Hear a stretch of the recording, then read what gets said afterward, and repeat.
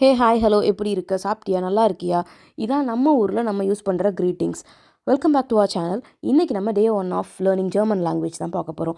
So German லாங்குவேஜில் என்னென்ன மாதிரி க்ரீட்டிங்ஸ் எல்லாம் யூஸ் பண்ணுவாங்க அப்படின்றத தான் நம்ம இன்றைக்கி பார்க்க போகிறோம். ஸோ ஃபார்மலான க்ரீட்டிங்ஸ் என்னென்ன அப்படின்னு பார்த்தீங்க அப்படின்னா குட்டன் மார்கன், குட்டன் டாக், குட்டன் ஆபன்.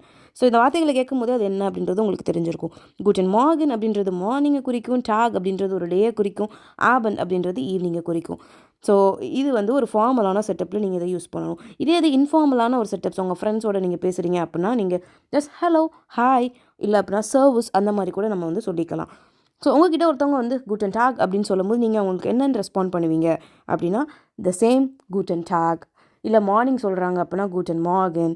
ஸோ அந்த மாதிரி பண்ணிக்கலாம். இல்லை ஹலோனா ஹலோ மாயின் அதை கூட நம்ம சொல்லிக்கலாம். மாயின் அப்படின்றது வந்து maximum north part of the ஜெர்மனியில் தான் யூஸ் பண்ணுவாங்க. ஸோ அதுவும் மார்னிங் அந்த மாதிரி தான் அர்த்தம்.